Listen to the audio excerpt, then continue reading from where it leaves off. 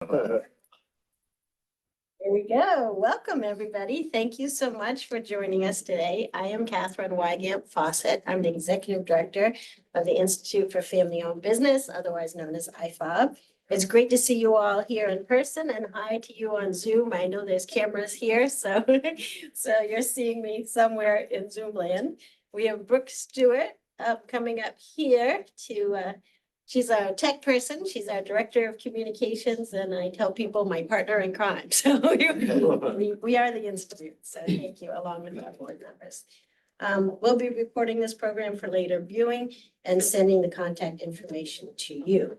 We'd like to thank Seth Weber and his team from Barry Dunn for hosting us in this space.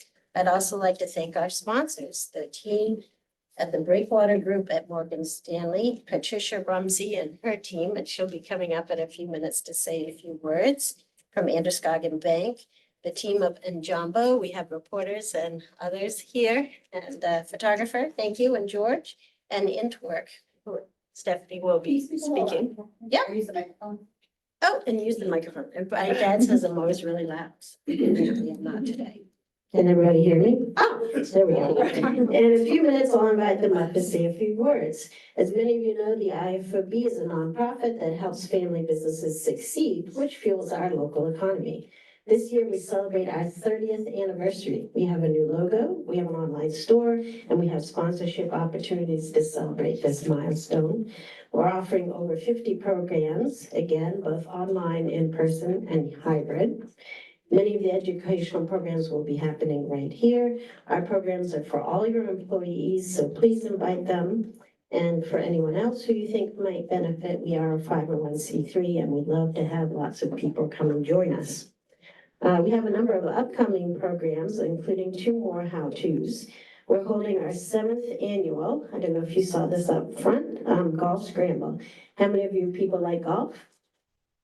How many of people like 9 holes? How many like 18 holes? Good, because we're doing both on the same day. So we have all kinds of wonderful prizes and things. That's going to be on July 9th at the Nunsuch River Golf Course. And then we're also bringing back our Family Business Spotlight, our business after hours, on Monday, September 30th at Warren's Office Supply in Sanford. Our nominations are open for it'll be our 24th annual Maine Family Business Awards. So please nominate a family-owned business on our website. They don't need to be members, and they just need to be 2 people contemporaneously over time involved in the family business. If you nominate them, they'll know that you nominated them. And if they complete the application and they're not a member, we'll give them a complimentary membership for the rest of the year and 2 tickets to the awards night. So we're going to do Survive and Thrive with Bob Crowley and his family. They've opened a Maine Forest Yurts with his kids. We'll have the host, Amanda Hill. It'll be at Thompson Point on October 29th. And our final how-to here will be on December 11th. And we'll talk about the trials, tribulations, and learnings of selling a privately held business. Today, we have our 3rd program in our series of how-to, called Recruitment and Retention of Immigrants in the Workforce. We have George Budego Mokoko here from Ladder to the Moon Network in Njambo, Africa, and he's a returning judge for our awards. We have Stephanie Trice-Gill from Intwork here on the side, and Mahmoud Momar from the Jewish Community Alliance Center, who was the Iraqi interpreter for my brother-in-law when he was deployed in Iraq, and he helped him immigrate here. So he's part of our family. And my aunt is here too, Margot. So, our family business panelists are Leopold Ndise Sabe, and he is coming from New York City because unfortunately his flight didn't make it here. So he'll be joining us on Zoom. He's from One Love Home Care. And we have Emily McChesney from Pratt Abbott Garment Care, who won the Rennie's Large Business Award last year. So I'll invite Patricia Rumsey from HR Manager at Androscoggin Bank to come up and say a few words. And then we'll turn it over to George. And towards the end, we're going to do some door prizes and a survey. So I will toss it to you, Patricia. Thank you.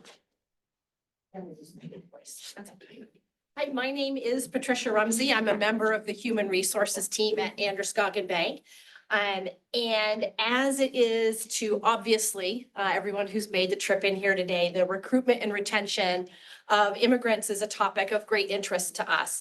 Our home base and the majority of our job opportunities are in Lewiston, which has a significant and growing part of the community being immigrants. So these folks are our neighbors, our customers, and now they're part of our candidate pool and happily also our colleagues at the bank. Androscoggin Bank was founded in 1870. And at the time, as opposed to the other banks that were available, they were commercial banks that served the factory owners and the wealthy class. And Androscoggin Bank was initially chartered specifically to serve the textile mill workers in Lewiston. So the mill was the largest employer in the state of Maine for 30 years. So it was a significant piece of our population. And so these are folks that went back and forth to work based on what the factory whistles told them to do.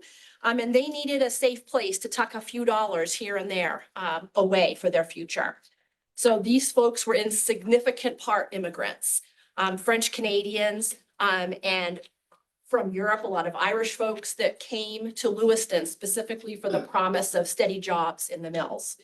So here we are 154 years later, and we are still working to provide products and services to our neighbors and community members who are immigrants who are woven into our community.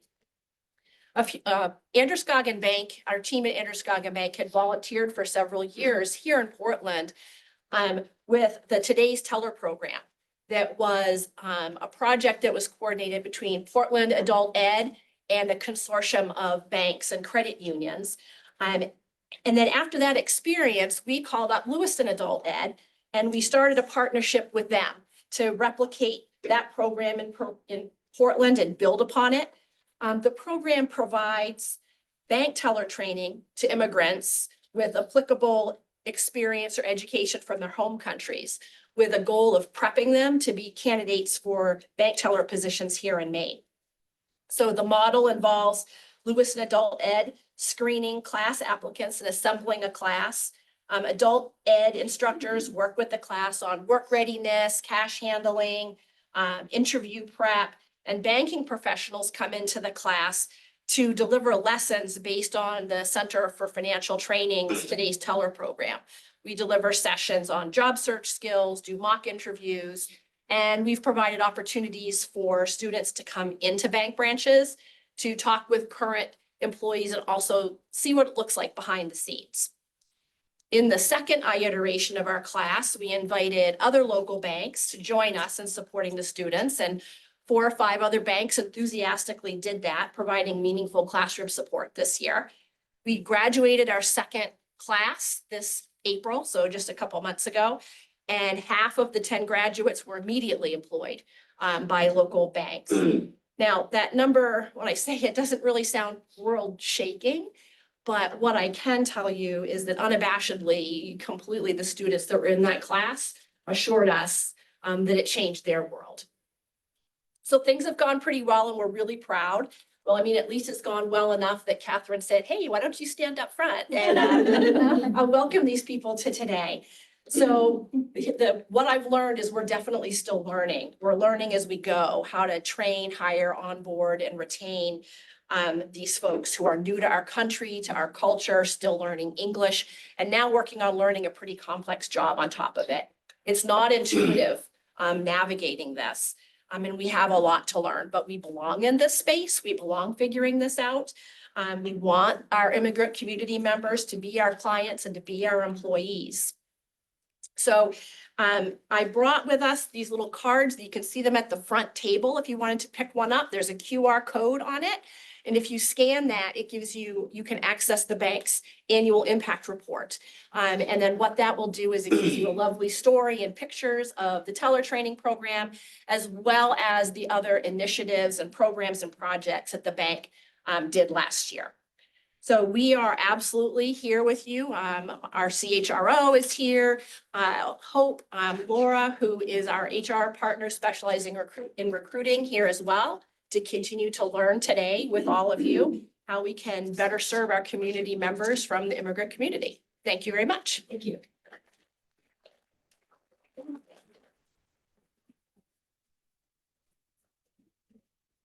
Thank you, thank you. How many people are happy to be here today? I was looking outside, it's beautiful, and people want to attempt to look outside and pretended that the doors are closed, the curtains are closed, and you're just here to learn. Can you do that? Yes. Okay, good.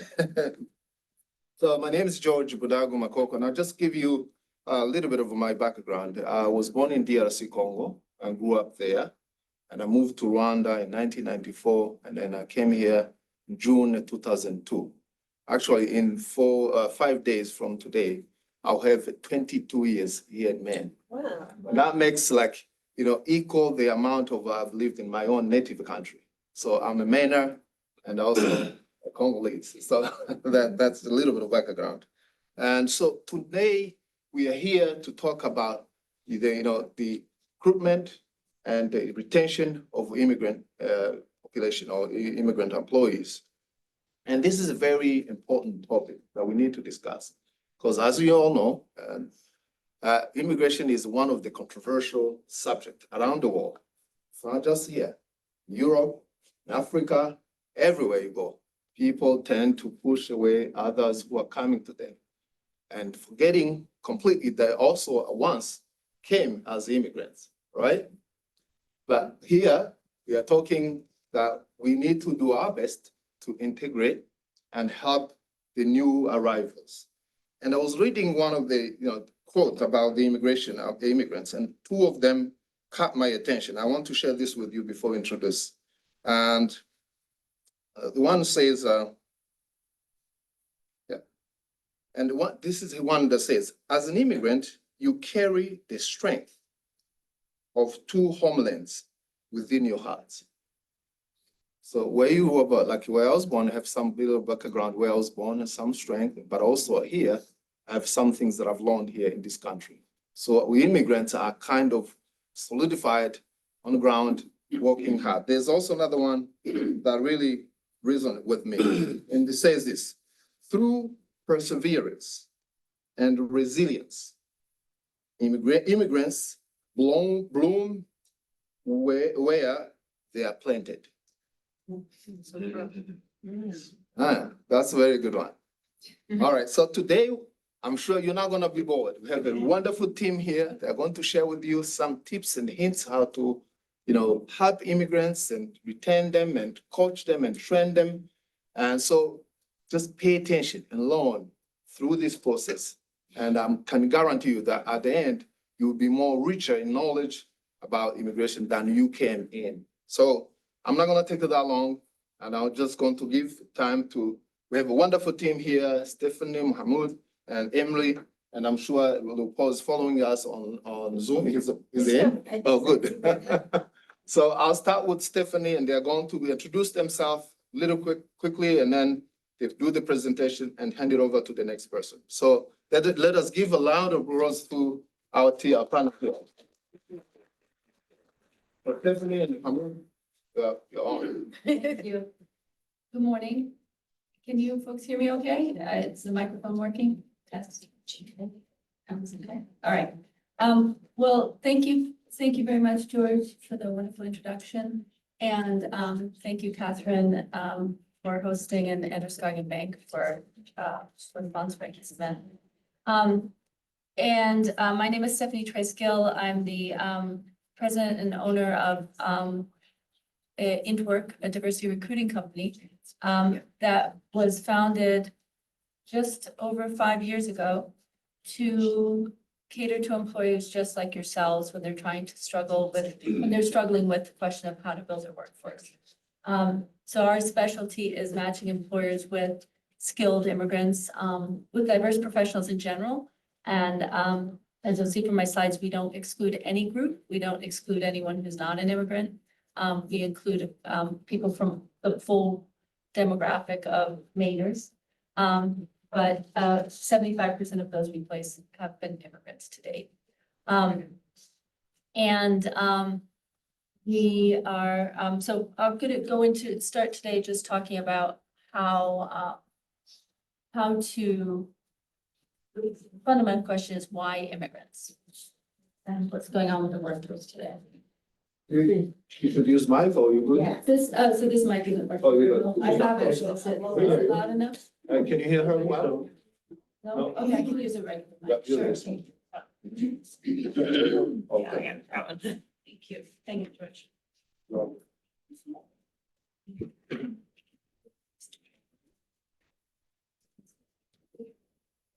All right. Thank you, that's better. So the fundamental question to start with is why immigrants? And in Maine, we have a big storm of, of,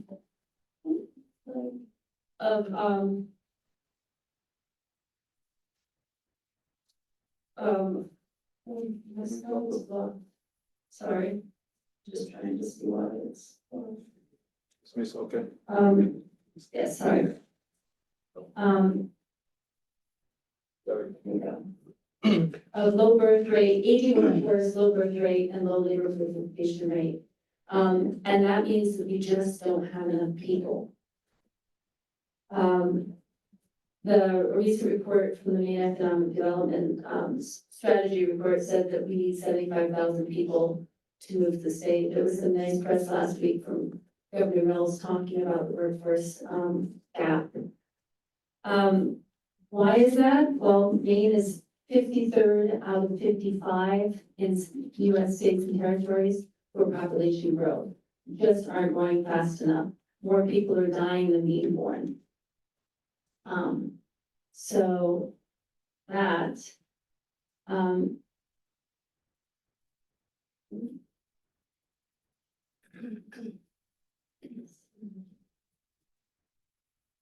having technical difficulty. Let's see.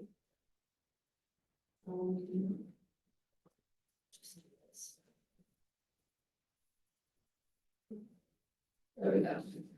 So Maine, US foreign growth in Maine has been at a rate of 7.3%. It's one of the lowest in the country. And foreign born growth in Maine has been 53%. So the growth that we're getting in Maine is mostly coming from foreign born populations. More people moving here, more people having children. When we look at labor participation rate, we have you can see a steady decline in the population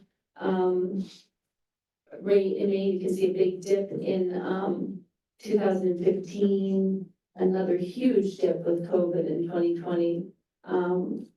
And it's continuing to stay low, whereas the rest of the country has been recovering. Maine is continuing to stay low. So the reasons for that, I'm not sure all the reasons why that is the case, but a lot of people who were in the workforce during COVID have not rejoined. And we know the consequences of this. Business is having to turn away business. I hear that a lot from our construction clients. We just can't get enough. We can't take as many jobs to lively because we don't have enough people. Larger companies are shutting down operations and moving elsewhere, but we know that's not an option for family-owned businesses to just get up and move. And businesses that choose Maine are struggling. So statistically speaking, no area has grown in the US without immigrants. So that's a stark reality. And we're a country of immigrants. Most of us can trace back a few generations to where our parents, grandparents, or great-grandparents came from another country. And still there's a lot of fear about, does this mean that immigrants will be taking American jobs? So it's important, this statistic is really important, which is that for each foreign trained professional that gets hired into a job, that's the area that my company Immigrant specializes in, it creates 2.62 new jobs. So if you don't have a quality engineer or a controller, you can't hire the rest of the team that you need, or you can't grow in the way that you need to. So it actually is creating jobs. So this is a really good myth to debunk the idea that when immigrants take jobs, they're taking American jobs. In fact, they're growing jobs, or alternatively for lower, for manual labor, they're taking jobs that many, unions don't want. So wanted to jump into a couple commonly asked questions. One, actually a quick, question for you first. How many people in this room are already hiring from the immigrant population? Most of you. Okay, great. That's very helpful to know. Was there anything from the people online? If you're, for folks online, if you're hiring from the immigrant population, please put it in the chat. And Brooke will share that with us. So, one question comes up around language, and that's a really important, of those of you who have hired, how many of you have had language barriers or problems when you're, right, that's also mostly everyone. This is a little bit of statistics, about 39% of immigrants coming here speak English as their primary language.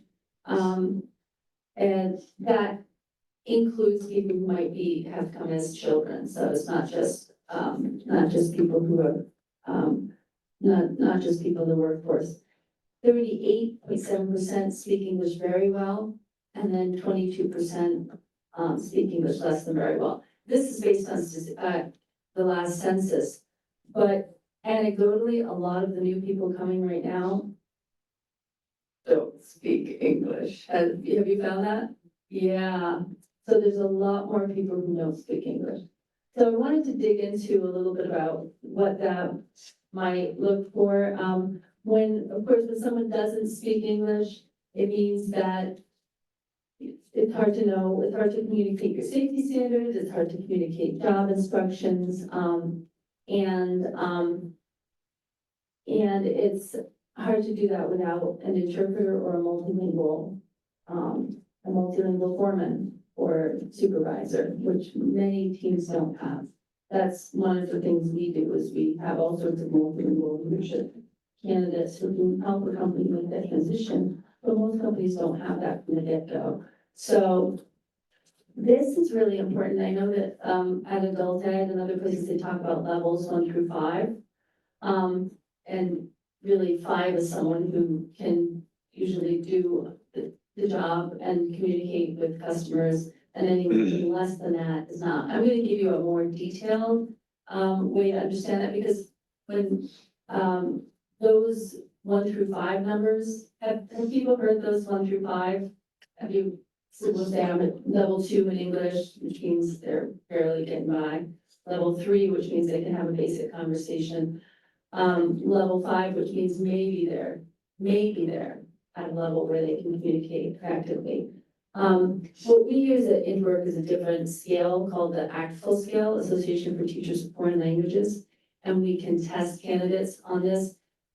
When they're getting a number from 1 to 5, they're giving someone a computer test that is usually using their reading and writing skills, and doing multiple choice. Whereas what this test we use is testing all 4 types of skills: speaking, listening, reading, writing. So, producing language through speaking or writing, and receptive listening and reading skills. So, depending on the job, some skills may be more important to you than others.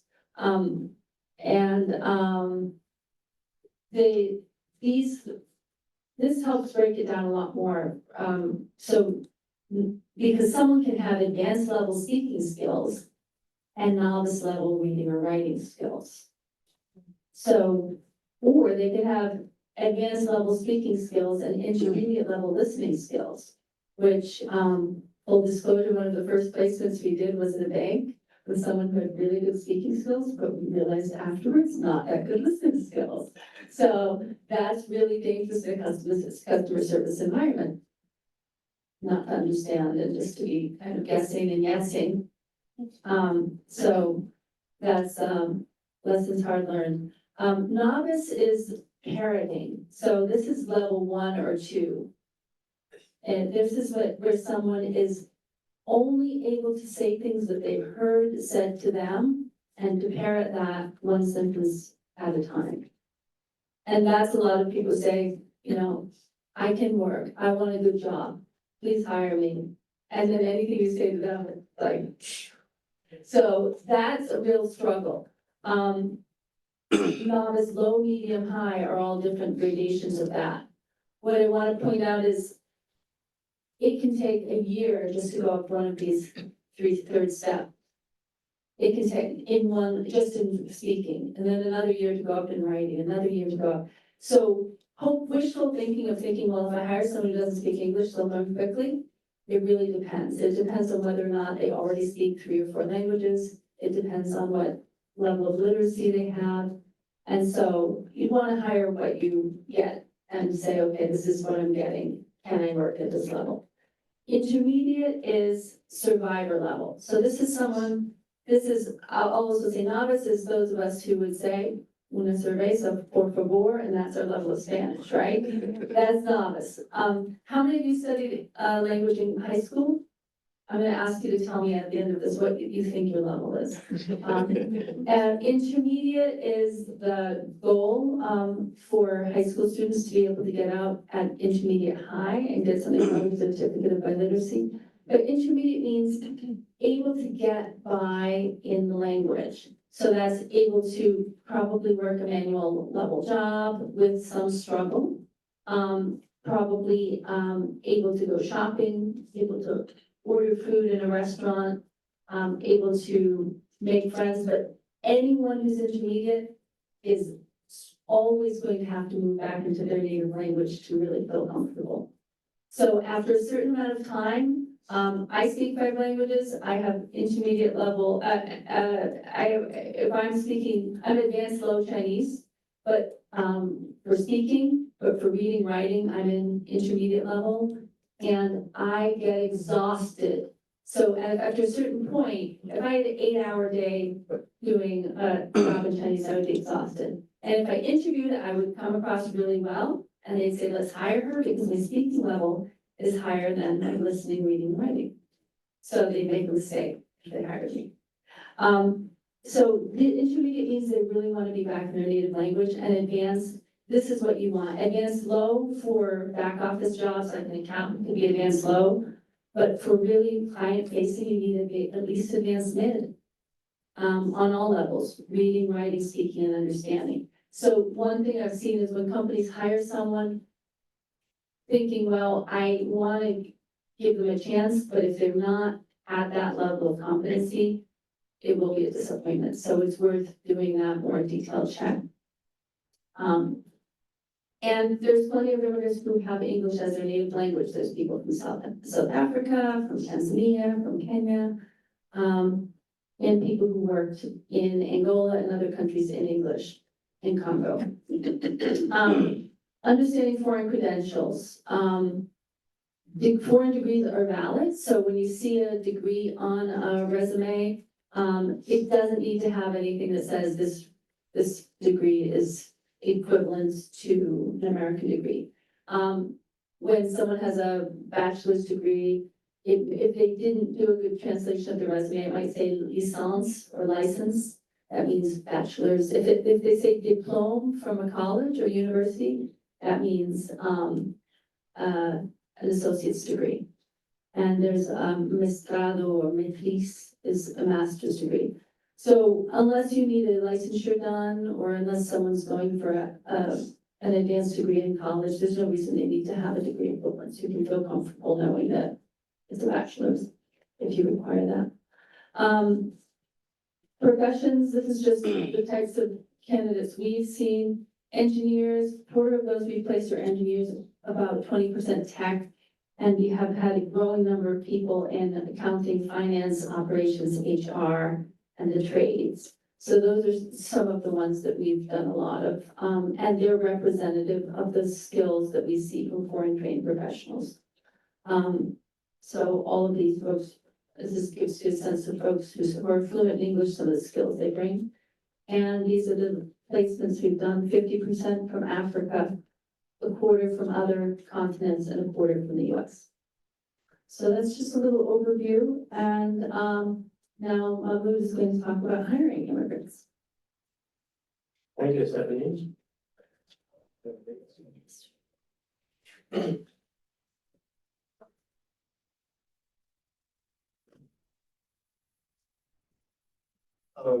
Thank you, Institute of Family-Owned Business for having me presenting in this panel. My name is Mahmoud Omar. I work for Jewish Community Alliance of Maine. My role is a refugee and immigrant employment specialist.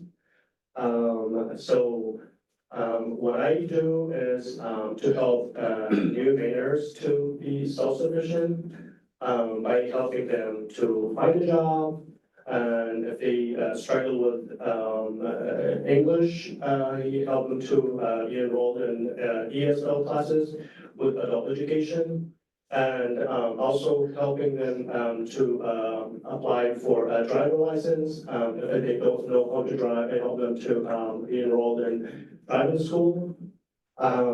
So let's talk about a little bit about refugees, and also we have asylum. So.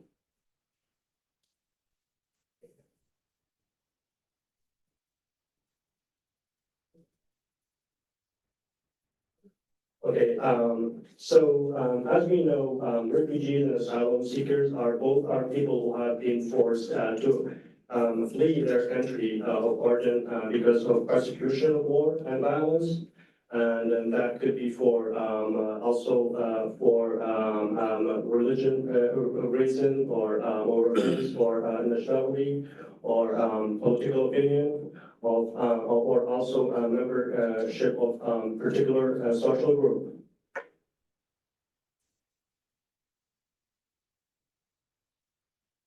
So the difference between refugees and asylum.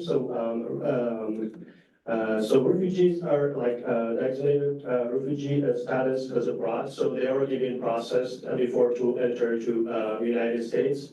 And they've been selected for settlement in the U.S. And when they arrived, they already received like a work permit and federal benefits.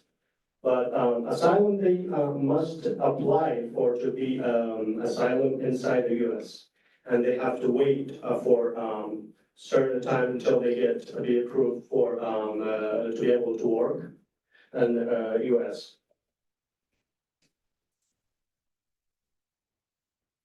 So here is our the top countries that of immigrants that we have in Maine. So I've seen for asylum seekers, we have people from Angola, Burundi, Democratic Republic of Congo, El Salvador, Rwanda.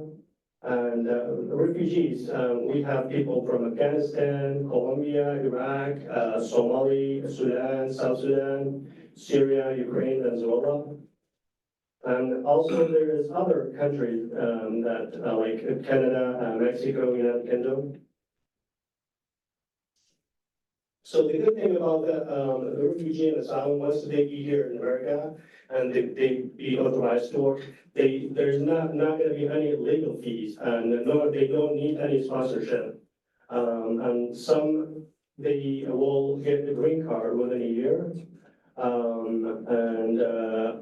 once they get green card, they can apply to be a citizen within 5 years. So other asylums will have work permits as a work authorization card.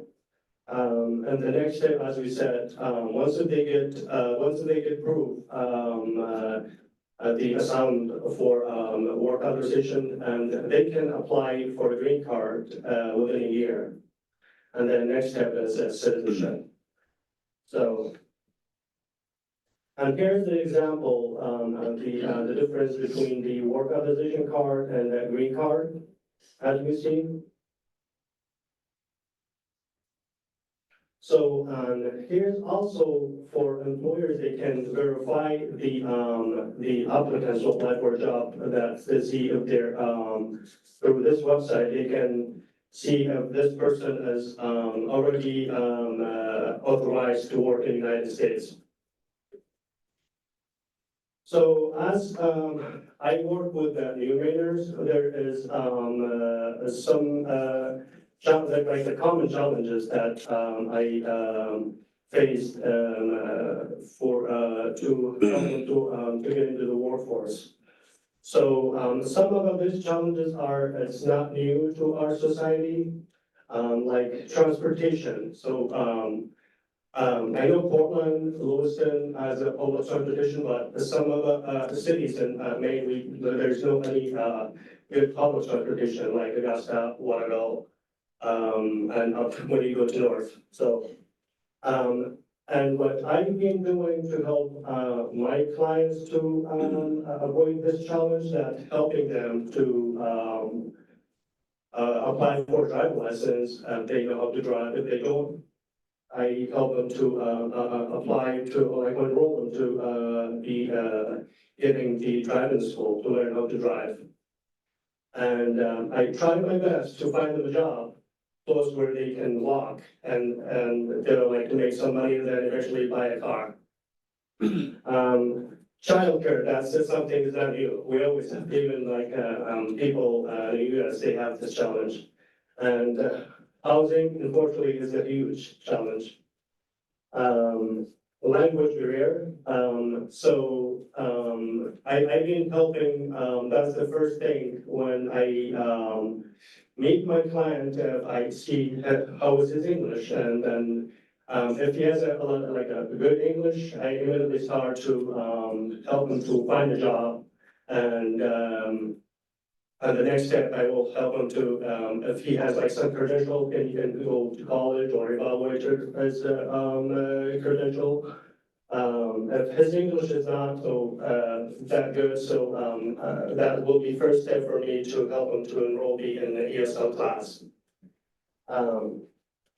And also cultural differences. So we know this challenge is for the new mainers, so like when they start in work, they have like this challenge because they not be introduced in our tradition and culture. So like eye contact, a sense of time. Sometimes I do have that problem, sense of time. So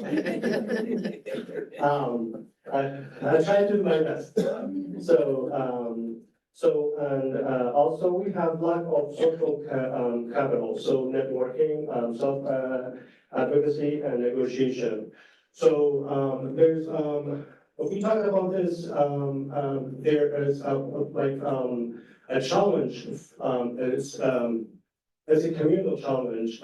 Recently, I discovered that some of the refugees that tend to stay with the people of their own community, and that unfortunately a lot of times it's not going to be a good thing to do because they not be able to learn any English. You know, I know to just by taking ESL class twice a week, that's not going to help you to learn English very quickly. But if you live with a community that has a different languages, and you can get an opportunity to practice your English. But if you do that to stay in the people with their own community, like they be just practicing their own language at home and at the community, that's a big challenge. And so also there is other challenge that once that they be doing that I've been struggling with some of my clients that like their knowledge of workforce has been very limited, that when I try to encourage them to start to work to be employed, they get afraid that to lose some of their benefits. For example, like to Maine care, like that insurance, I think this is like really great to have it, but if like to work and they may lose it. And that's been a very problem. Because they think that if they start like to work in an entry-level job, they're not going to make that much to afford insurance, and especially when they have a big family. So also other challenge that like varying employment and educational background. So like some of my clients, I actually most of the clients that I have been working with recently, they have like a limit of education. And some of them, they do have good education background. And access of technologies, digital literacy. This is like really big problem, because we are now rely on technology a lot. Especially when we apply for jobs, they have to check their emails. That's the communication that there will be with the employer. That's something, actually, Jewish Community Alliances are really doing really great job with it. So, that created a program, of digital, financial and digital literacy program for, our clients. And they've been really, learning, about, the financial literacy and like, banking, credit card, etc.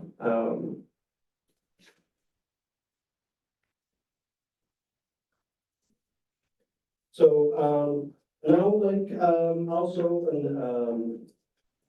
I want to talk a little bit about the some success stories that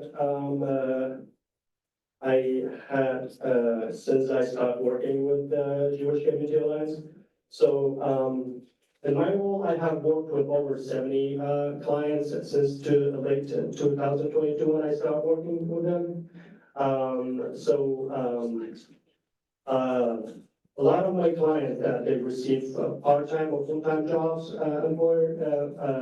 with employers that I think it's a really great start, like great stepping stone for the individual that they don't have a lot of English to apply like to start to work like places like Walmart, Whole Foods, Hannaford, Bates College, Maine General Health, Maine Medical Hospital, Portland Jetport, etc. Some of my clients, so they do have like places like Augusta or Waterville, who they don't have access to reliable transportation. I have to introduce them to the local restaurants. So other success stories. So in collaboration with Augusta Adult Education and Maine General Health, I helped with a program, Erin While We Learn. That program is a really amazing program. It's about like a 6-week program that the student that they can take like to learn ESL and giant training with like a work body. So like while they taking the ESL class for 7 hours, and then they at the same time work at the hospital and with someone that's shadowing the work, and they learn pretty quickly. After that, once they finish that program, they immediately be hired full-time with benefits.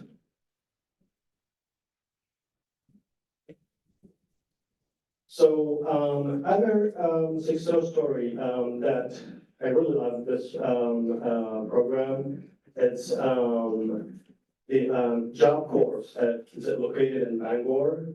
So I have built really good connection with them, and so this is a program is like a particularly as a trade school for students aged between 16 to 24. It's specialized several trades. So also as they have a private like high school. So a lot of time I have seen the clients who that age 16 to 24 that they come with their families, and unfortunately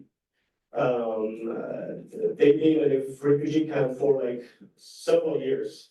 Some of them their whole their life they were in a refugee camp. Some of them they never experienced school. They never went to school, and I see that. Because of regulation, we like when we see the clients who come with his family who is 18 or 19-year-old, and we have to put them in high school, but he never went to school in his home country. that's gonna be a huge problem. And they're never gonna get succeed, because within a year, they have to transfer them to adult education.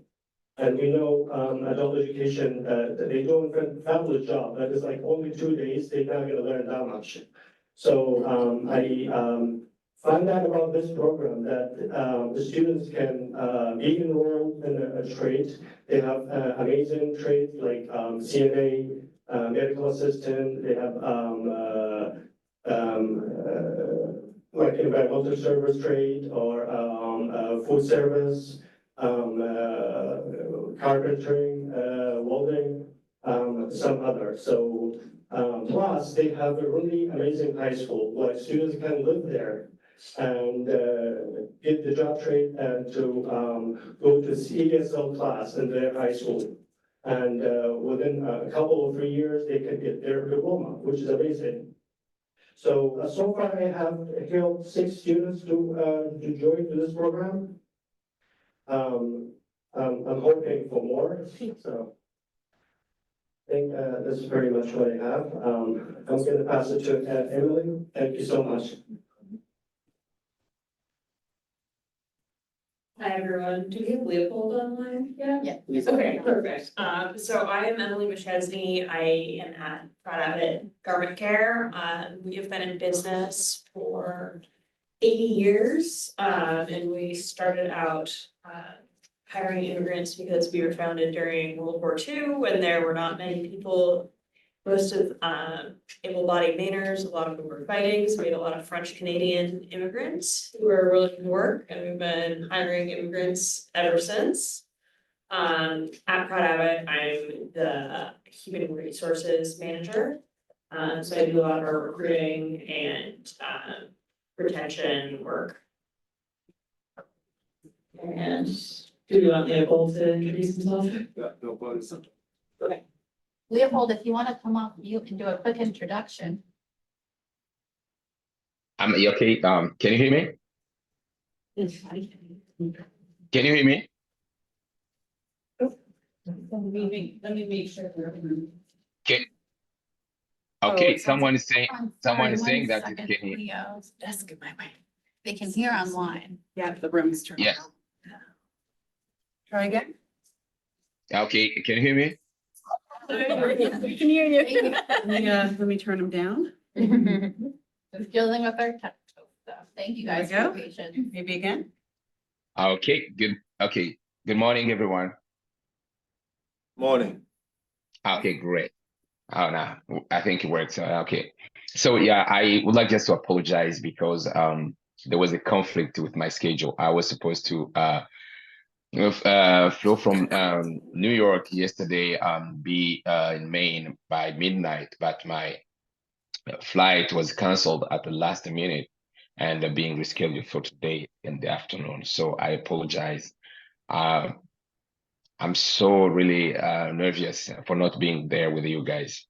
Yeah. So, okay, my name is Leopold and Xavier, and as you can see on there, just I'm owner and I run this company named One Love Home Care.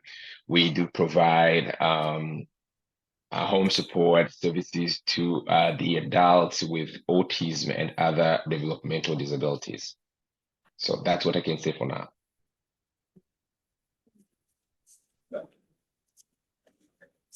I think now we can go with some questions. And so this is a really good opportunity for us to, to engage with the panel here, but also to ourselves and share some tips and hints how to support immigrants as we employ them. And I'm going to ask Stephanie one question, and you can elaborate more. You talked about the level of English from immigrant population, and I can relate to that myself. I remember when I got the first job at a Vesta Housing, and I would never get the experience. I knew I wanted a professional job because I had education back home, and I was very well educated and equipped to do any kind of job. But English was not my language, or it was not one of the languages that I know. I spoke 7 at the time, But unfortunately, English was not one of them. So what can you tell the employers here, how they can support the immigrant who they are employing to better their English proficiency, so that way they're able to communicate, but also the better to do their jobs as they start growing within the company. That's one. And the other thing is that how the employers, is there any other way they can support them rather than just, like I heard some of the employees right now are even providing ESL. We know, I was talking to Catherine's aunt, and she was telling me how there's 400, I think if I'm not mistaken, people waiting on waiting list to go to the ESL classes. That's kind of very problematic because we need to find ways of quickly bringing more people into the ESL classes. Can the companies or employers provide some level of English? So if you can talk about that and then so that people can know what to do. Sure, absolutely. Good questions. First of all, I did say I was gonna ask you guys what level of your language you learned it. So how many of you, after going through high school language classes, feel like you got to novice level? Novice, okay. How many feel like you got to intermediate level? How many feel like you got to advanced level? Very few, right? So just to build some empathy for what it takes, this is probably many years of studying in high school and every day having access to that class and still not necessarily getting to that point. So that brings us to what George said, which is, how to support that. First of all, you have to know that there's a problem. So one of the ways you'll know there's a problem is let's say you're interviewing someone and they give a beautiful speech about themselves, and then you ask them a question and they say yes. And then you ask them another question, they say, yes, I can do that.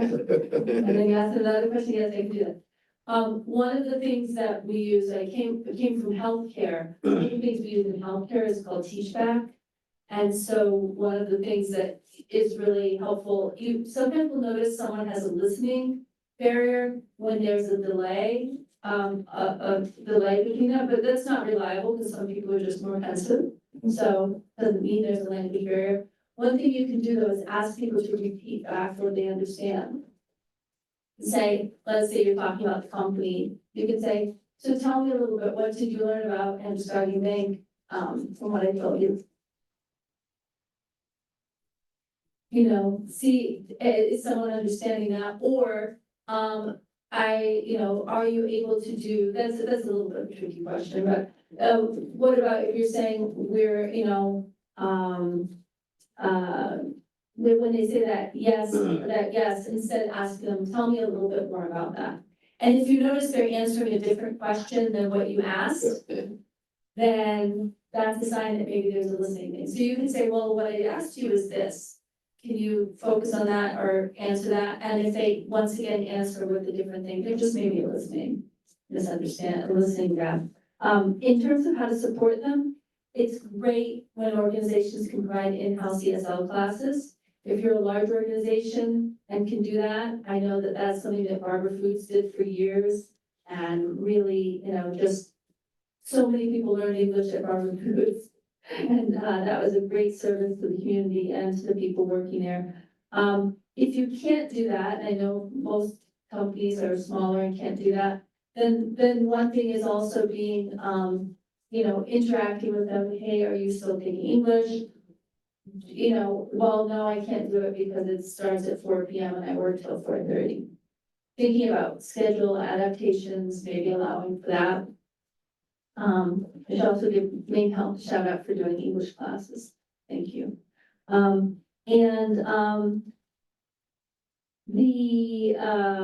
So flexible schedule, and then also inviting people to take part in social activities.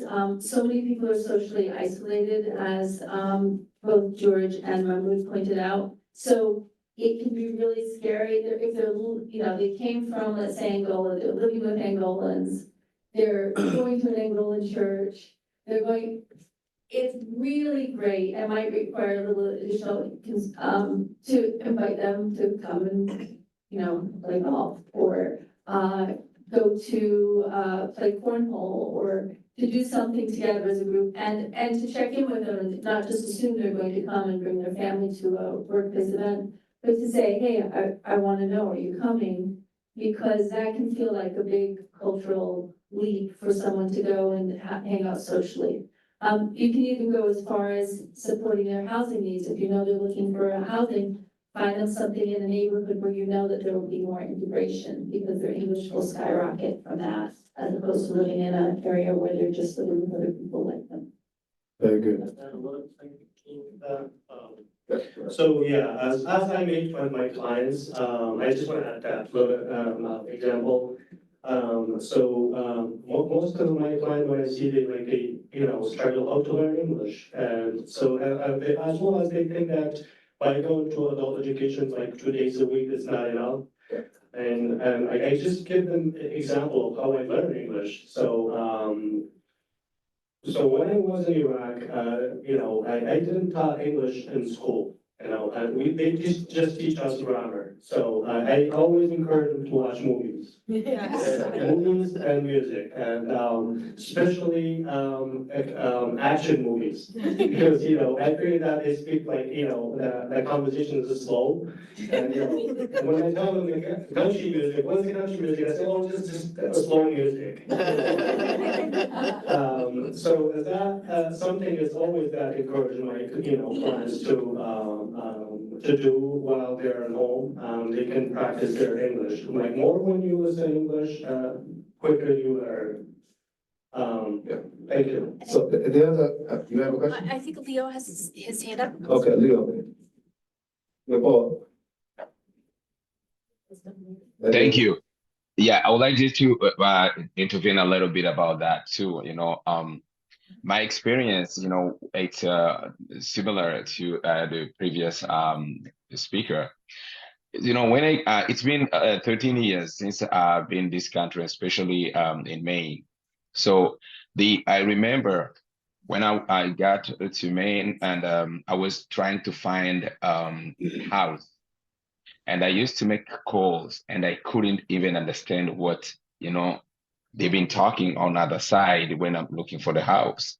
And I'll be like, they will be telling me, first of all, you don't even know the cities. You don't know about zip codes. You don't know about streets, because that is not what you used to have back home. So it's totally different. So many people who come to, I would say, because I worked for 7 years as a case manager, multicultural case manager at Preble Street Resource Center. And my job was just to help people, newcomers, to connect them with different resources, housing, jobs, and other resources around like medication, medical services, and others. So you can see we struggle like me. And I know my first job was being a case manager, which I didn't expect. I remember when I applied for the position, there were 2 positions that time, shelter attendant and a case manager. But I just applied for both, and I got a phone call saying, hey, why did you apply for, are you Leopold? Say, yes, I'm Leopold. So we saw that you applied for a shelter attendant position, and that was the yes. And we saw your CV. It's much better that to be a case manager rather than being a shelter attendant. And I was like, you know what? This is my first time to work in the US. I just need a job. It's not a position that I'm looking for. So that is kind of, some frustrations, regardless my skills, regardless my knowledge, but I was not really sure that I can do it.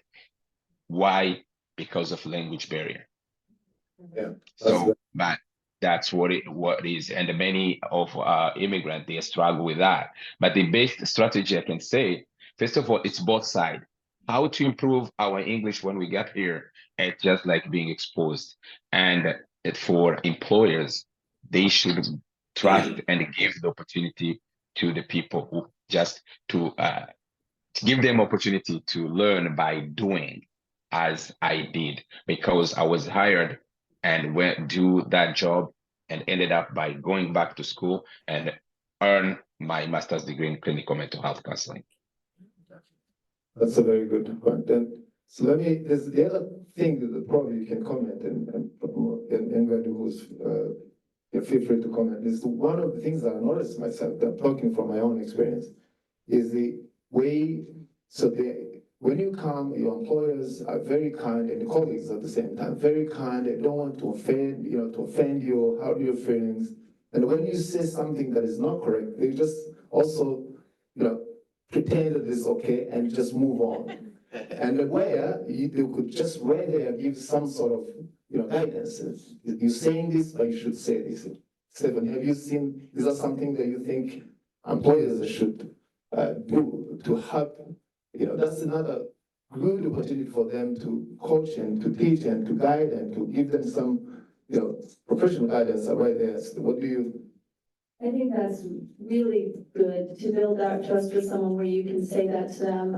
And it relates to a lot of times if you hire an immigrant on the job who's nervous, they're going to be quiet most of the time and listening. You're like, oh, they're taking it all in. Maybe they are, maybe they aren't, right? So you want to do the teach back and say, can you repeat to me what we just discussed in the safety meeting or what we just said everybody's going to start doing?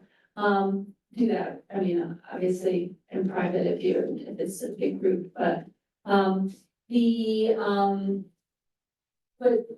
being able to provide feedback on their language and also provide extra time. Because if they're, for instance, I brought a number of guys to go through OSHA training and they were doing OSHA 10 in their non-native language. It's not 10 hours, we're talking 40 hours. Because imagine you're having to listen to something that you haven't learned before, you're having to read it. Then you're having to look up a bunch of words. I was interpreting for someone who was doing the standard training with Walmart, which is a whole bunch of videos. If you have something like that and you don't have an interpreter, make sure the person is practicing. If you have someone who's silent watching a training, it's probably not going in. It's actually a great practice to have them actually speak out loud what they hear and repeat what they hear. So if they're repeating what they hear, that's how I learned the languages I speak, was mimicry, copying what I heard, even if I didn't understand it. And then knowing, okay, once I heard it come out of my mouth, I actually produced some language, was able to then say, I'm not sure what this means, take a moment and look it up. But having extra time for that and also providing feedback. I was one guy we placed in a job, construction test, concrete testing, and he had, was preparing for a test. He was really good at reading and writing, not so good at speaking and listening. And he said to me, he said, Stephanie, I'm just really struggling. He said, what do these words mean? And he said, what does gonna mean? What does wanna mean? He had learned English by the book and he just couldn't, he was not understanding what was going on and he was really quiet at work. So we had to kind of get the company to work with him and his coworkers to get him talking and to get him also asking those questions as well as them giving him feedback. Yes. Emily, do you have any best practices as somebody who's employed immigrant and any info? Oh, is there, yeah, okay, perfect. Yeah, so one of the things we try to stress heavily is we try and create spaces for employees to interact with each other. So every 2 months, we do a potluck in our production plants and just invite, instead of lunch, we have everyone bring in something, some people cook, but we've really learned that people connect over food. We have each of our plants, I think, has about 10 different countries represented, so people love to talk about what they make. That usually will spark conversations. This is my mom's recipe, but they'll talk a little bit more about kids. And there is definitely, Maine accents are not easy for people to understand. We have some very thick Maine accents, especially among our maintenance department. But we have found that people follow food, so usually when we do those, we advertise it to all of our stores. We have maintenance come out, all of our home delivery drivers will come out, and it's a nice way for people to just relax and talk about things outside of a work setting. We've also had to just kind of slow things down, pair people with buddies.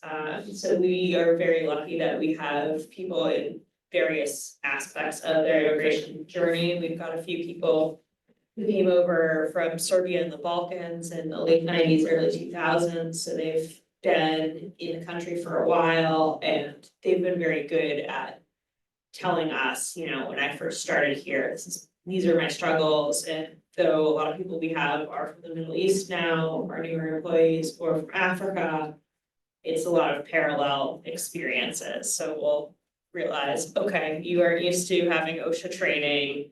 Here are the things we need to emphasize. These are, you know, hazardous materials training. You probably don't know the names of all these chemicals in our language, but can we look it up, and can you get a lot of pictograms and things that'll. Americans even know the names of all the materials. Oh, no, they don't at all. And also literacy levels, when we talk about reading and writing, a lot of people with English as their native language don't have great reading and writing. So we've learned to put lots of pictures on things, make videos, and if we can incorporate a lot of showing rather than telling, that's very helpful.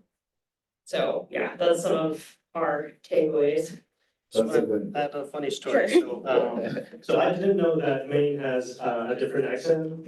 So I just moved recently to Augusta because of my work. It's like a commute for me to meet my clients. So like when I hear like when they say over here, and like I was like telling myself like, are these people from New Zealand? Like, you can't get here from here. Yeah, so what I'm hearing from him is creating a free space, but also where you build the trust from with your employees. Because the one thing probably you can talk about is that relationship between employees and employer, depending on the culture, is totally different. They see you as an authority, as somebody they can talk to, but when you come down and talk to them and build that trust, it takes away the whole fear, and we start building a really relationship. I see the hand there. Yeah, there's a lot of good information here so far about communicating with, how to improve communications with immigrant workforce and things that you can do to help them once you are in front of them or when they're a part of your company. What we've struggled with is just getting exposure to the immigrant workforce.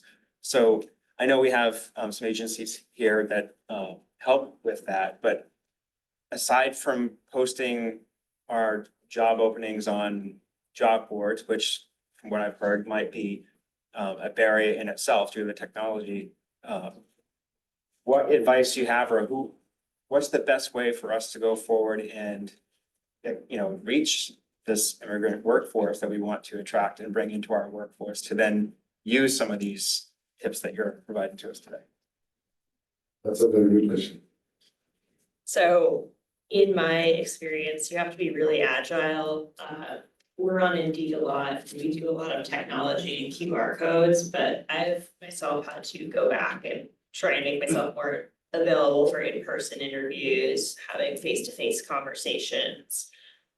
We're lucky that we have a series of laundromats, so we can put ads up. We usually put them up in different languages, and our staff pretty much know if you have limited English, face-to-face customer service might not be for you, but we have tailoring jobs, or we have maintenance jobs or production jobs that are available. We're also lucky that we sound like Abbott, so half of our applicants applied us thinking they're applying to Abbott Labs. And I've definitely capitalized on that. So it's getting your name out there is tough. And, but if you find word of mouth to like one of our best seamstresses, I picked up because I was getting my hair cut and I was talking about how I couldn't find a seamstress, and my hairdresser said, oh yeah, my neighbor used to sew at David's Bridal, and she has limited English, but she made wedding dresses in her country. So I called her up, the conversation was a little bit broken, but we figured out, can you come down at 9 o'clock? And she came down at 9 o'clock the next morning. We realized she can communicate a lot better when they like face to face rather than over the phone. And she's been with us for about a year. So yeah, you just always be looking, and don't be afraid to put yourself out there. I carry a stack of cards too, so if I encounter someone, I'll just give them a card and say, hey, if you're ever looking for a job, call me. To kind of piggyback that, but I love, Emily, that you said you do the job postings in different languages. Is there a resource that would translate our job descriptions into different languages and our employee handbooks and safety policies? Is there an easy to access? Because Google Translate. Yeah. No. Do you want, I can share, so there are a lot of resources in terms of translating the materials, so I think a couple of churches have the service of translation of the materials, but also, and the other services I know there are some immigrant-based businesses that specialize in translating any materials in different languages. A list of those to Yeah. refer to. If we can, I think I'm John Buffett, they specialize. He has that. But the question that you asked first, what are the tips of how to get, make sure that employees are coming to you, and then you can start the process of, I think one of the strongest way that they use is the word of mouth, and Mary talks about it. The good news is that if you look at the list of where the countries where immigrants are coming from, they all have their own community-based organizations. There's a Rwandese association, there's a Burundian association, Angolan, Congolese, all of them are now kind of organized in their own ethnic-based organizations. So if you can reach out to the leaders, and I think you can build a very strong relationship there, and they can do referrals as they have. I think Michael make it today? No, so I might, Michael was talking about how many people you're saying, and Okay. hundreds of people are looking for a job. So I want to interject because you said that. So Michael Molisho won one of our awards last year. And my father was in the diplomatic service, so I've lived overseas, Russia, West Africa, Australia, and the Pacific. And I asked Michael, I said, come on, Michael, we're having this program. He spoke last year. And he said, oh, I have hundreds of people who can come. And he said he would bring them and they would come with their resumes and they're not here. And he's not here. And Brooke emailed him yesterday, said, hey, don't forget, we're having this. So I've tried and reached out and tried to do what we can. And I'm so thankful that you guys are here and that George is here. But it's still a challenge. When I've physically gone to his place and told him and called him and said, bring your people, come, these are the resources. We have employers here ready to help. And he didn't come. So I have to call him and say, hey, Michael, where are you? Because we can help you beyond this, with resources or connect to him. But it's a challenge. It's a challenge. A couple good resources just to think about is, you can, first of all, I do recommend you put an ad in Jumbo because people will read it. Yeah. And the other thing is also going to the job fairs. The Career Center and all have job fairs, and those are a great chance to get in front of employers. FedCap also has that. So if you have the time to go to a job fair, you can also meet some immigrants. And once you hire someone, whether it's through them or whether it's through Intwork or whatever, then the word will travel. Yeah, so, and also, adult education is a really great, resource. You can find, a lot of, people who are looking for work, who like taking classes, and, you can find a lot of, clients that can, looking for jobs. Also, the resettlement agencies. So we have 3 resettlement agencies in Maine. Yes. So we have, Two in Portland, Catholic Charities and Jewish Community on Southern Maine. And we have another resettlement agency is covered Lewiston and Auburn called Mares. Yes. The question, yeah? Yeah, so I wanted to sort of jump to the retention piece of things as Yes. well. So if you're an employer who has already onboarded, hired, onboarded, maybe an individual who is on that proficient spectrum, you know, and ESL and your English is not the biggest challenge, but maybe the challenge is cultural, sort of like what you mentioned about the eye contact, or, I mean, we're all doing things differently the way we were raised, or where we were raised. What do you guys recommend, or are there resources out there that can help an employer and that employee kind of bring the cultures together or educate, so that we better understand what we should be doing, I guess? It's a very good question. How do we retain? So you hire them, they are in. Now we want to make sure that they are with you for a very long time. Any tips and hints how to retain once you've hired them? Part of it is just listening. So, for example, one of the things I didn't think of was when I usually take a vacation, I take, 4 or 5 days off, maybe a week, maybe 10 days. But a lot of our immigrant employees will go back to their country for 3 months at a time, a month.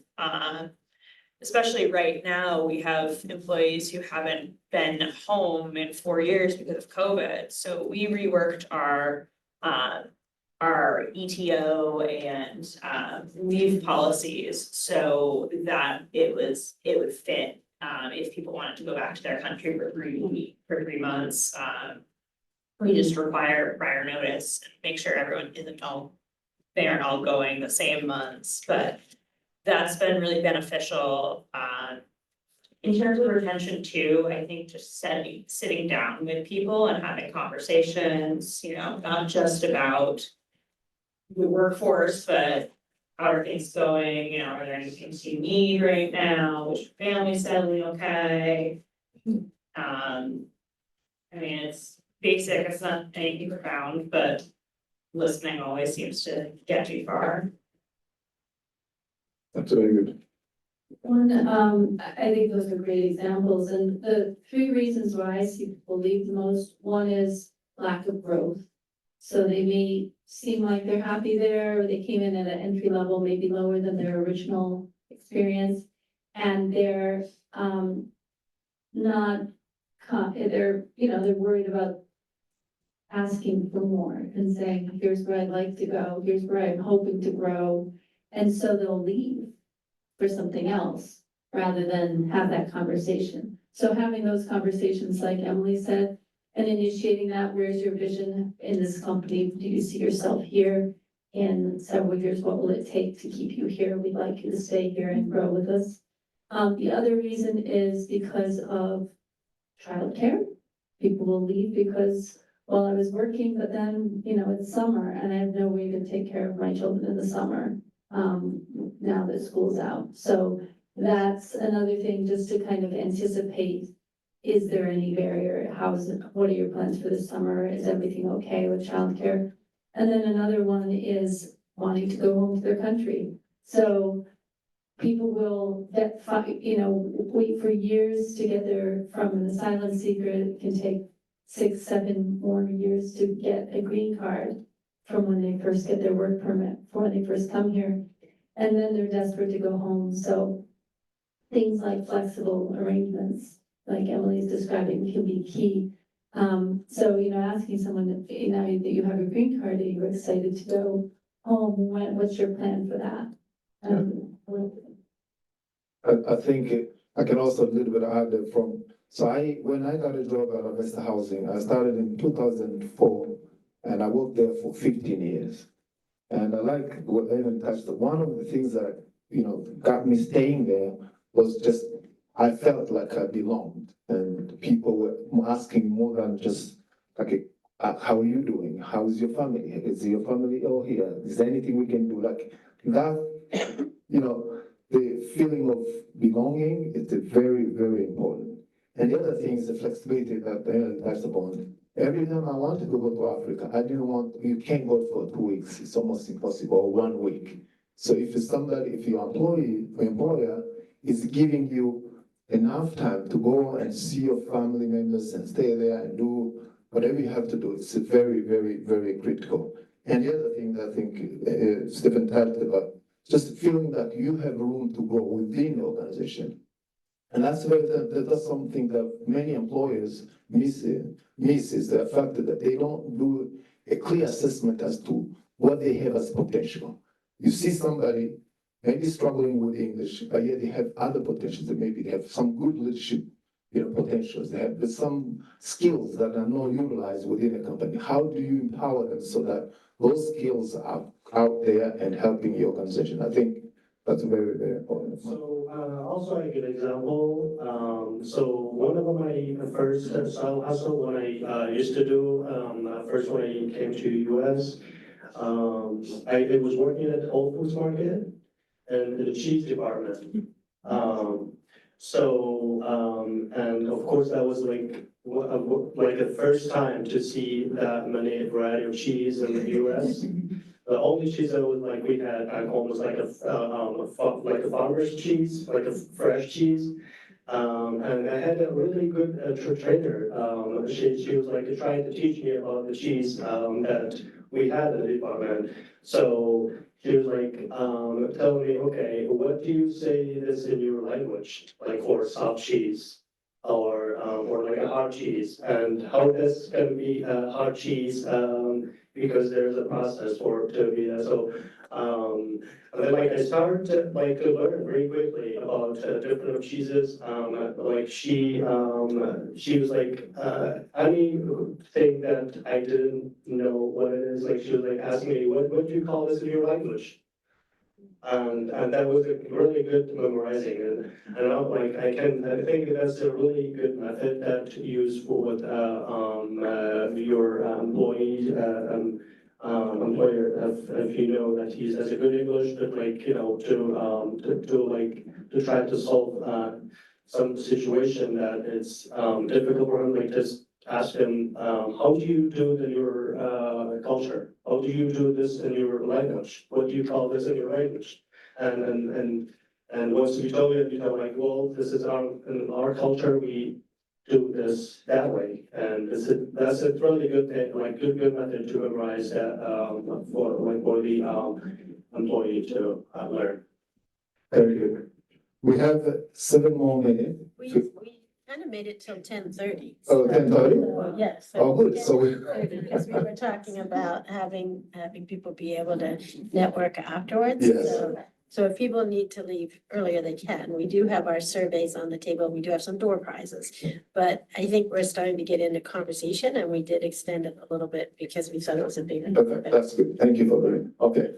Yeah. And Just as a resource suggestion, I would highly recommend looking at the Diversity Hiring Coalition of Maine. So their website is dhcmaine.com, and their diversity is not restricted to just immigrants. There's a broader definition, but on that website, under the resources tab, there's actually collateral that the organization's created that specifically answers some of these questions today, specifically about translating documents, specifically about how do I network with the immigrant community to connect a little bit more deeply. So that stuff's already ready-made right there, and it's accessible. You don't have to be a member to see it.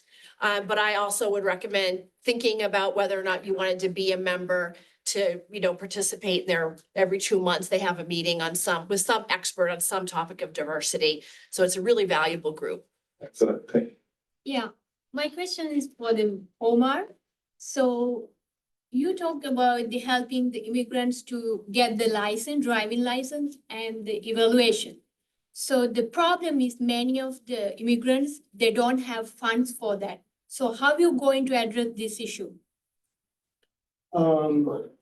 This is a good question. So because I work with the resettlement agency that's funded through the federal government. So there's a some fund for the refugees that will came to the United States through process through like resettlement agency that You're talking about the The fund, you're talking about the government help from the yeah, well, the resettlement agency that being funded through federal government. Oh, yeah, especially I want to ask from the Jewish Community Alliance. Do you have a plan or any kind of projects to helping the immigrants like this? So, so as I mentioned, we have three resettlement agencies. So we do help the refugees that who come to the country through process, who being settled through agency. For people who has a family, they have like a different program. Is it through TEDCAF, TENF? They have some fund for people that who are willing to get a driver license and drive. So that's something that they do help them to avoid that challenge and to help them to get a job. Also, I was just met yesterday with, so we sometimes pay for those things for our candidates. If it's the one barrier they face when an employer wants to hire them, we'll pay for them to, let's say, get a trainer to help them prep for their driver's test or something like that. But we don't have a significant resources to do that. So we partner with places like Goodwill Workforce Solutions. So anyone who's low income or underemployed or anything can go into Goodwill Workforce Solutions, see if they qualify for one of their programs, and they will pay for things like driver's ed or driver's testing. Yeah, and also, because I have a teaching background, so when I take my client to BMV to apply for a permit and I help them to get there, there's a guided road to study to be prepared for that written exam. So I always test my clients when I meet with them. I ask them questions about the book, what does that sign mean? What, if you have a client, is it good always to help them with the guide and the book? excellent. So any other questions? If not, I can ask some of the very critical ones I mentioned. There's one is the culture difference, and I know most of you have, experienced some culture shock or culture differences and didn't know how to deal with them. Can you talk about some of the major culture differences that you've seen where the employers are struggling to helping their employees?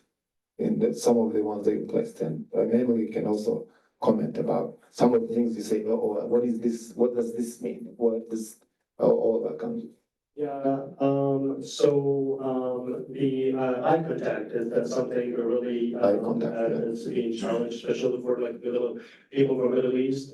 Also handshaking for like a females in the Middle East, they cannot shake Hands with the man. hands with a man. It is the most common challenges that I have been faced. Yeah. I just wanted to mention this is the eye contact thing, so there's a sense that eye contact is not respectful. And a lot of countries in the Middle East, also, West Africa, people from the Congo, Central Africa, or even, I guess, this is something also, even East Africa, Burundi, Rwanda. I've had conversations when I was in charge of interpreter services at Maine. I remember having a conversation with one of my employees who was looking down the whole time, and it was kind of getting under my collar, because I'm like, why aren't you looking at me? Are you not being in front of me?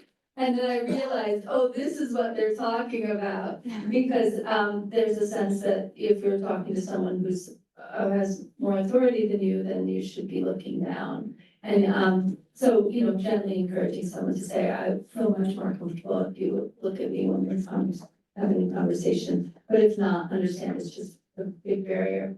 And the handshaking, this is something where, you know, if you extend your hand to a Muslim man, oftentimes he'll put his hand on his chest or something, just to say, I respect you and honor you, but I just, you know, don't make physical contact with women who are in my way.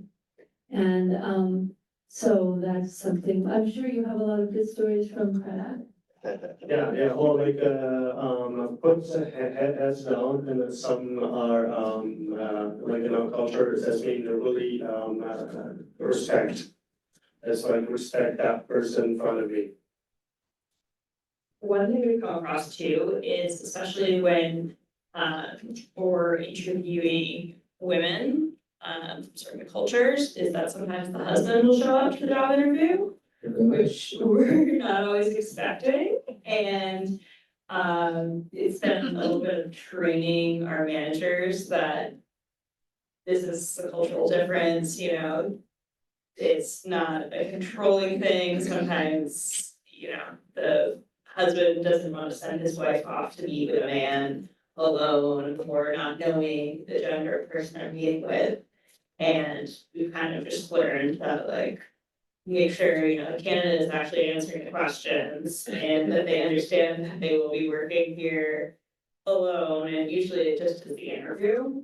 And we've also had sometimes when people want to meet with leadership, if they have a problem or want to ask for a raise, they'll bring their partner along or want to bring a son or a family member to help translate, which it's not always necessary, but certain, especially among Asian cultures, there's a little bit of a hesitancy to speak, and they'll understand where they speak, but sometimes the employee feels more comfortable bringing along someone who has a higher degree of English, can also speak their language. We also have had to do a few tricks. We do a lot of job shadows or work trials before we hire someone, so they can understand what the job is before they commit to it. So we've learned that certain people will not want to do a job if they perceive it as women's work and they're men. So we've had to do a switcheroo sometimes and put a man on a certain shirt unit or machine just to show them that, yes, this is men's work as well. That's it. So, yeah. There's also, as a time, you mentioned about time, so that's a very good thing. I think we don't want to go before you hear this, so. So, yeah, I will pass it to you, sorry. So, one thing I learned from some communities at the time is really like, when you schedule an appointment, they show up like half hour later. So I learned that is like very common. So like I start to schedule like when I need to meet with someone at 10 o'clock, I will say I need to see you 9:30. Yeah, and also in my experience, there's a very common challenge that happened to me. So when I started working at Opus Market, so the way that you communicate with the employer, like with the new mayor, during the work. For a little while, I thought my coworker used to work with me, and the way that we had the communication, I thought was like he was my supervisor. And then I realized it was like he's an employer just like I. So, for example, like, you know, when I used to have communication in your work, like, today you need to do this, today you need to do this. And so instead to say you, sometimes we can say we need to do this today. So that's the way that you make that employer, that he like feels like there is not someone who's being like too bossy on him. So thank you. Yeah, go ahead. So one comment is that, so we went with two things here. There's the employer who want the employees to show up on time. Like you can't come, if it's 9, it's 9. It's not 9:30 or 9:40. The other side, there are people who have, you know, different expectations as to when they have to show up. So what can, you know, as employers, how do you gotta sit with them and teach and do the culture education? Say, look, I understand that in your culture, things may not go this way, but this in our world, this is where we do things. Have you, if you have to look at your colleagues, they show up on, if it's 10, it's 10. They don't show up at 10, 30 or 40. So I think that conversation built on a very strong relationship, it will bring that up, it will make them understand that, okay, now I'm a new territory, I have to act like Americans and have to show up on time. Yeah. I remember now that my father, for one of his retirement activities, Yes. would coach people in English, immigrants in English. And I'm thinking we have so many retirees, et cetera, here and that want to provide value. Is there a program? I grew up in Kennebunk, but is there a program in Greater Portland or Augusta or any place where people could volunteer to be? Yeah, there's the one, the Welcome Strangers, is the one of the organizations. It is here, it's still, I think it's still. And is Learning Work still doing? The Learning Works is also trained. We can, I think we can share the resources with Catherine and so, but Welcome Strangers is one of the very good organizations that really does one-on-one coaching and teaching and guidance and a little bit of orientation. And that's very, very important. And We had, when we were having this prep call, we also had one piece that some people would jump from one job to the other job just for an extra $1 an hour or something like that. So have the conversation that, okay, you can stay here just because the price, is a little bit higher. I think that was another key piece that you guys said about retention. that's a very good thing. Yeah. So this is for all of you. So what are the current, according to your knowledge, what are the current labor shortage or the high demand job sectors in Maine, especially for the immigrants? Can you repeat that again? Yeah, what are the current labor shortages or the high demand job sectors in Maine, especially for the, according to your knowledge? According to us, the labor shortage, but also highly demand job. That's healthcare. The And construction. we're looking for people in hospital. And the Trades construction. also, carpentry, roofing, all of the trades, electricians, there's a shortage of engineers. There's a website that I can share with you that has all the Department of Labor Statistics, shows all the highest in demand jobs. There's so many. It's hard to. And also education, teacher. We always need people from different cultures to work in schools because we have kids who are new to schools, new to Maine. They don't speak English. It's always important to have people working in school as an ed tech or teacher assistant, etc. They will be really huge add to the education in Maine. Yeah. So the last question, I think we can wrap up. I see people start leaving. And so digital literacy, and this is a very, very important subject, and I know lawyers here have probably experienced that. So, and again, I can talk from my own experience. When I came here, I had very less knowledge in computer or digital, how to use email, how to type quickly, how to do or navigate the whole digital. Can you talk more of the difficulties the immigrants, more practical way are experiencing in navigating the digital world, the system? Yeah, as I experienced, a lot of the new Mainers that I've been working with, they're not used to GPS, how to get to places. Because it's very common that in overseas, there are like in the countries, or a lot of them they've been just in refugee camp.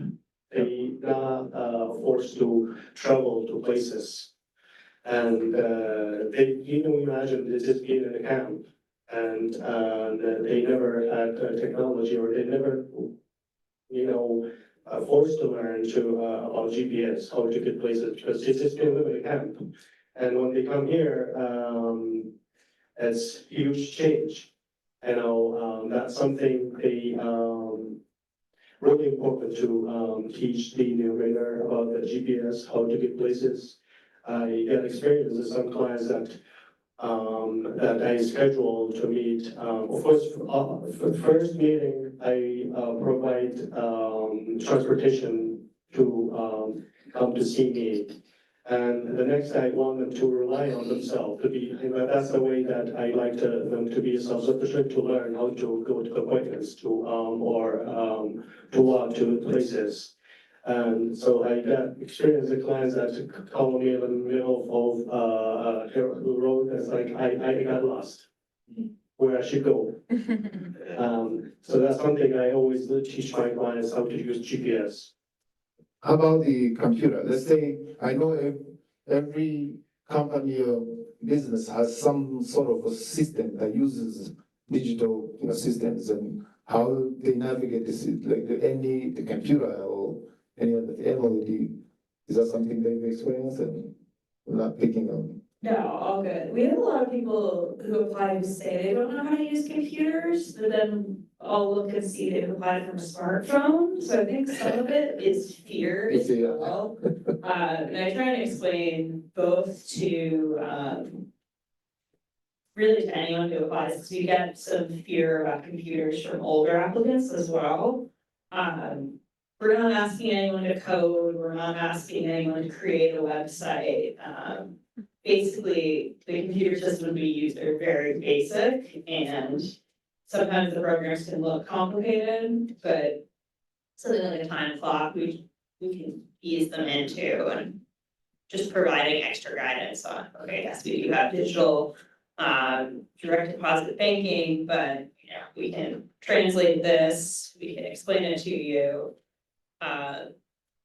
We do have a good portion of jobs that don't rely heavily on computers, so we're lucky, but I would say the standard of computer usage is higher than people will think. And part of it is that everybody knows their smartphone, everybody has a smartphone. So it's one of the things I find with digital literacy is more about access. Many people are applying for jobs through their cell phone. So and how do you upload? I don't think I know how to upload my resume to something on my smartphone. I really don't. I'm sure there is a way, but it's not easy.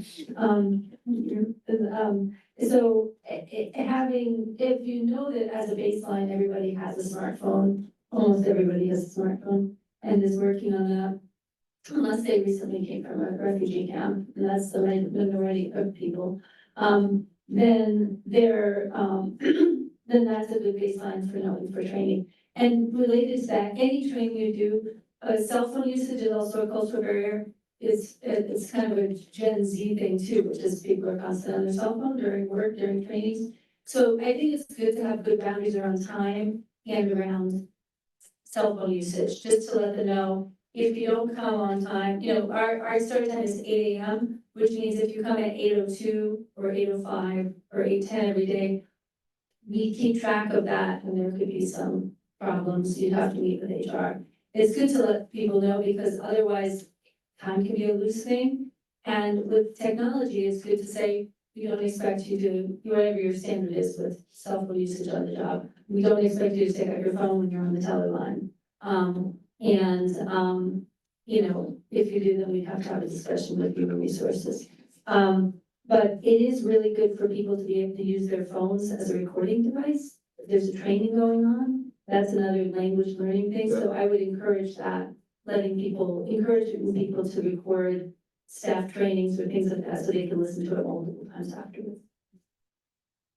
Very good. I think if there's any questions in the audience? I hope we did not forget the ones online or on Zoom, if there's any questions. No question. I just know it's Leopold maybe has any input. Leopold, do you have any comments? Is this okay? Wow. I think. Not really. I think everything has been said. Very good. I think we can give a round of applause for the department. Very good. and also for Catherine for organizing, IFOB for organizing this. And yesterday night, when I was thinking, when I thought about coming here today, I really looked at one of the slide that has aging population plus low birth rates plus low labor participation rates. And you wonder, okay, these are three very critical things that are happening within our state. And somebody has to do something to help here. And when also Stephen mentioned the fact that people who are dying are more than the ones who are being born. And we have state to run here. We need to have the economy. And if you look at I think the Maine is the 44th, the oldest, but the 44th in terms of economy, like in kind of the size of the economy of Maine. And it's a beautiful state. It's a large in size. If you look at the Maine, area, it's a 35,385 square mile. That's 3 times bigger than Rwanda, but yet it has like a 10 times less population than Rwanda. Okay, I was looking at it and say, okay, we've got to do something here. And so this kind of a conversation are very, very important. And I always chat with my son and I say, okay, you think somebody's going to solve the problem here, but sometimes you have also to think, what can I do as someone who lives in this state, who's growing in this state, who's going to age in this state? So you got to be part of the solution, not thinking that somebody else is going to solve our problems or your problems. So we've got to think critically about these things. And we're talking about the immigrants. I think the net gain here in Maine was larger than any other New England state, so which is good. But how can we harvest, or how can we make sure that those who are coming to us are very well attended, they are trained, are guided, so they can support in this economy that we have here. So I think that's what we should take from here, and knowing that we are the ones to solve the problem. So I'll give it back to Catherine. Thank you. Thank you so much, Jordan. I think that was very well spoken, and thank you, Emily, Mahmoud, and Stephanie, and Leopold, and Brooke helps me too. On your desk, we have our survey, and we have 3 door prizes. So that's our little bribe. If you take a few minutes to please fill this out, because that's how we do our programming for the year. And I'll come around. If you don't have a business card, you can fold your name tag in half and we can give you a door prize.